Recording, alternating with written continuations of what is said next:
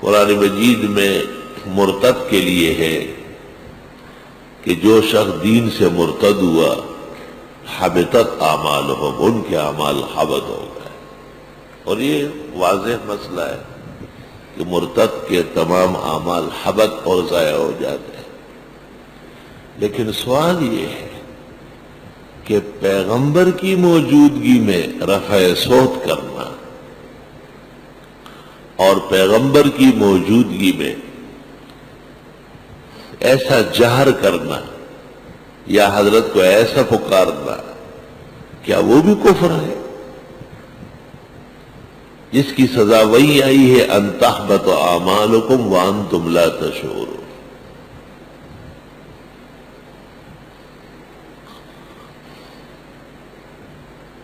اس کی تفسیر دیکھو آگے ہو رہی ہے، ان الذین یغضون اصواتهم عند رسول اللہ اولئک الذین امتحن اللہ قلوبهم للتقوی لهم مغفرۃ واجر عظیم. ساتھی آیت ہے، ان الذین یغضون اصواتهم عند رسول اللہ، جو لوگ اپنی آوازوں کو نبی کی موجودگی میں پست کرتے ہیں، نہیں اٹھاتے.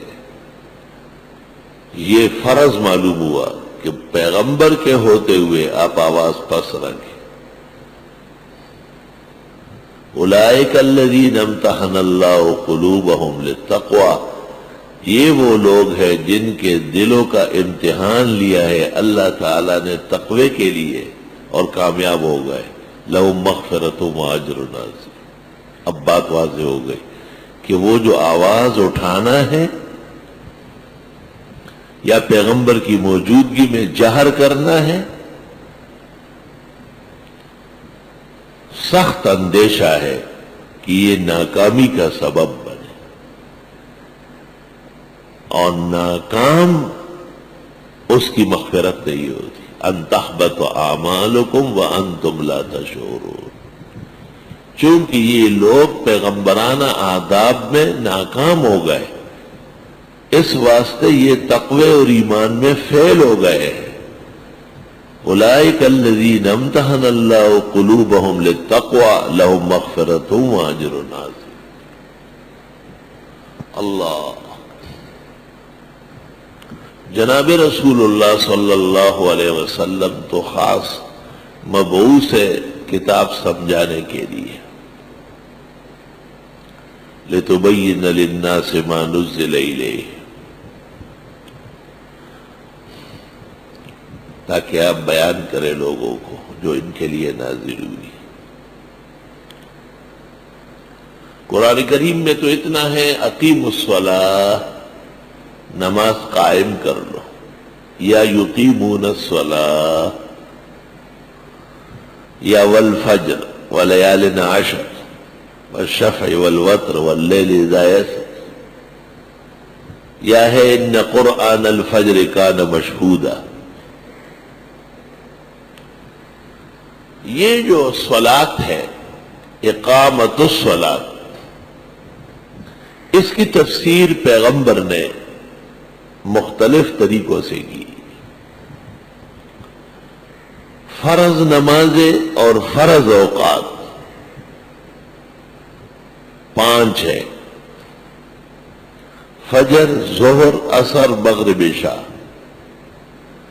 فجر میں 2 رکعت فرض ہے، ظہر میں 4 رکعت، عصر میں 4، مغرب میں 3، عشاء میں 4. یہ اقیم الصلاۃ کی پہلی تفسیر ہے.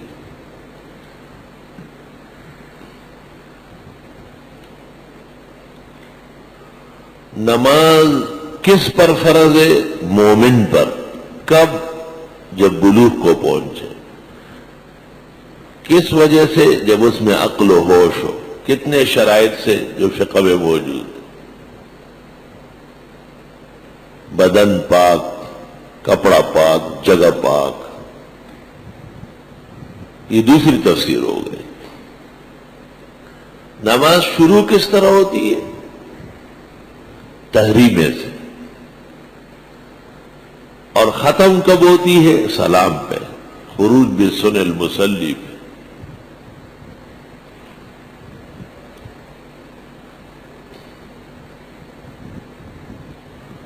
نماز کی ہیئت کیا ہوتی ہے؟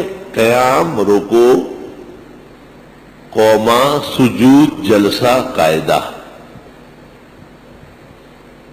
تیسری تفسیر ہوگی. نماز کب تک رہے گی؟ جب تک منافی نہ آئے، قولاً یا فعلاً. اس منافی کی کیا تشریح ہے؟ نواقض اور مفسدات. یہ چوتھی تفسیر ہو گئی.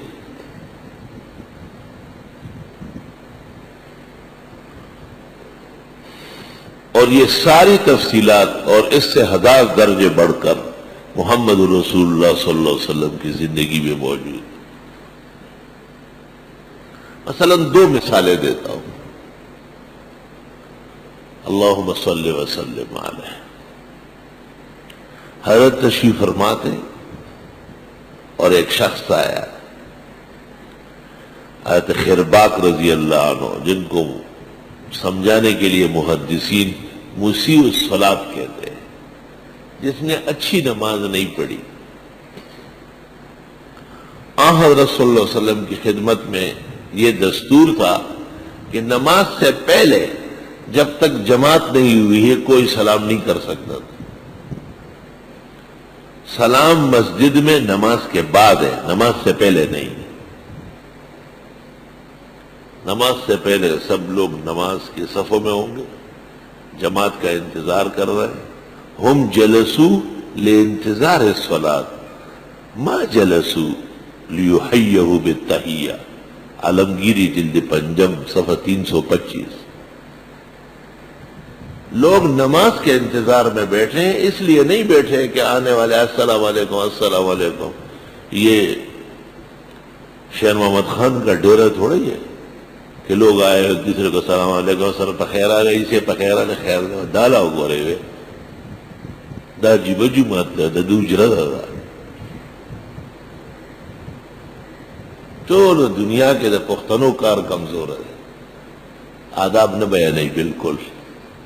نماز سے پہلے صفوں کی شکل میں بیٹھنا سنت طریقہ ہے، اور نماز سے پہلے مسجد میں بیٹھے ہوئے ان کو آنے والا السلام علیکم نہیں کرے.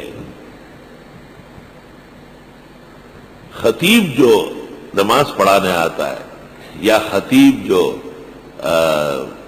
مسجد میں داخل ہوتا ہے، اجازت نہیں ہے قبل الصلاۃ کہ وہ لوگوں کو سلام علیکم کرے. غلط طریقہ، خلاف سنت، منع ہے.